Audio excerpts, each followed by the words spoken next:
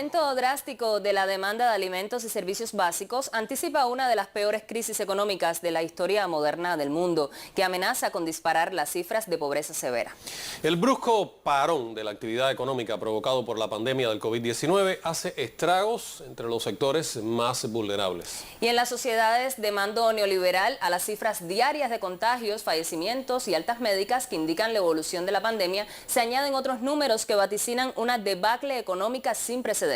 Y es que las brechas entre el pobre y el rico se abren más cada día y el coronavirus deja claro que ante el impacto de la pandemia todos somos vulnerables. Tenemos con nosotros en el estudio a la periodista Irma Shelton. Irma, sobre esto último, ¿qué trasciende en los medios internacionales? Buenas tardes.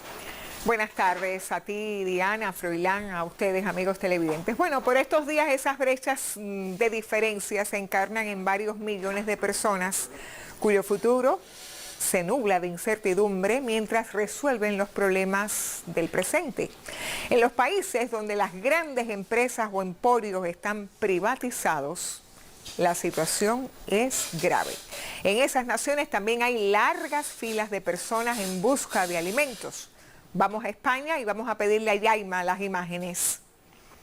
Son las colas o las filas, como se le llama en otros países, a la entrada de los comedores sociales, las solicitudes de ayudas alimentarias, a los ayuntamientos, a las disparadas demandas en los bancos solidarios de alimentos durante las últimas semanas.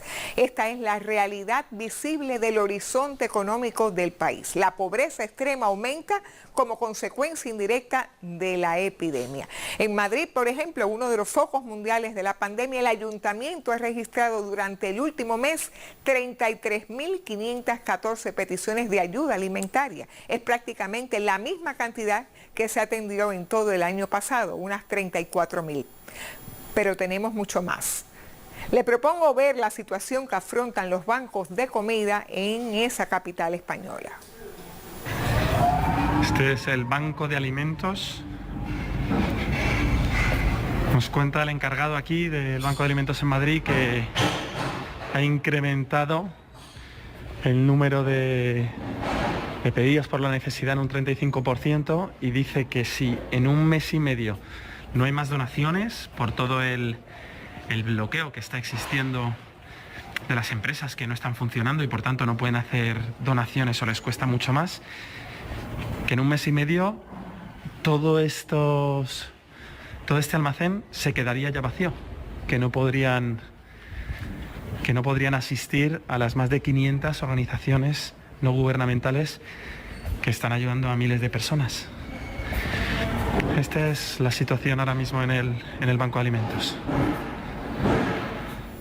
Irma, y también en Estados Unidos millones de personas están pasando una situación difícil, una realidad agravada ahora por la expansión del coronavirus que por estos días se refleja en las interminables filas de autos que se forman en puntos de entrega de comida, ¿no es así? Sí, donde no solo hay brecha entre el rico y el pobre, sino entre el que tiene un auto y puede acceder a esas interminables filas en los bancos de alimentos en el país más rico del mundo. Hay otros que no tienen ni siquiera esa posibilidad. Vamos a ver qué sucede con los llamados bancos de comida en Estados Unidos, donde hay en estos momentos 30 millones de desempleados que no pueden pagar ni su alquiler y que no tienen ni para pagar sus abastecimientos. Los retos por la pandemia del coronavirus han tocado a las puertas de los bancos de alimentos. A la demanda de ayuda por quienes están en cese temporal o perdieron su empleo, se une que ahora reciben menos producto cuando más lo necesitan.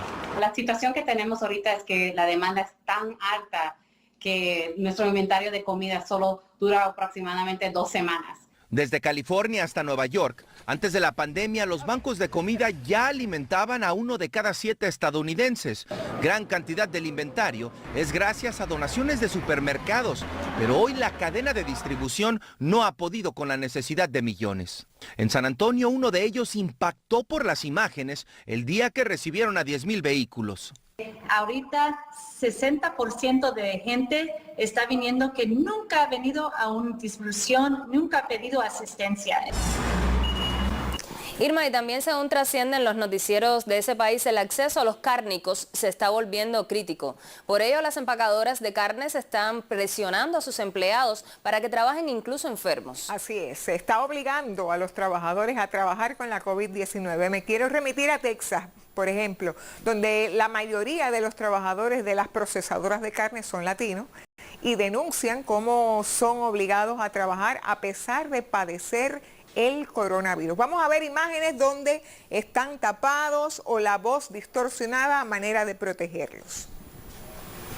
Los trabajadores de las empacadoras de carnes denuncian ser los más desprotegidos y quienes ocultan su identidad para no ser despedidos. Y nomás estaban dando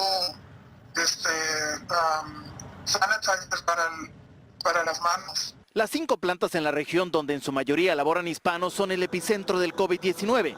En la compañía JBS Cactus hay por lo menos 160 trabajadores infectados, como esta trabajadora que salió del hospital donde estuvo con oxígeno. No podía ni moverme, con esas ganas de tan mal que te sientes.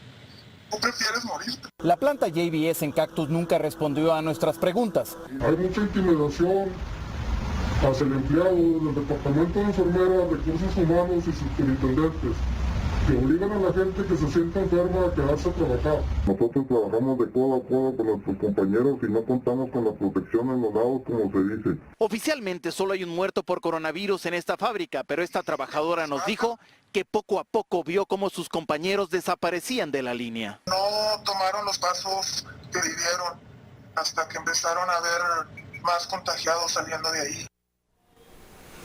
Bueno, según Feeding America, una organización para el alivio del hambre en Estados Unidos, antes de la pandemia, cerca de 37 millones de personas ya estaban en esta situación que ahora, con la pandemia, se exacerba. Y están obligando a esos gobiernos, a los gobiernos neoliberales, a enfrentar un cruel dilema: la salud de las personas o el vigor de sus economías. Muchísimas gracias, Irma. Solo una pequeña muestra de lo que se vive hoy en el mundo con la crisis alimentaria que deja esta pandemia y que toca a las mayorías, no solo los países pobres, solo que allí donde el neoliberalismo manda hay que trabajar aunque se esté enfermo. Seguimos ahora con el pronóstico del tiempo para las próximas horas.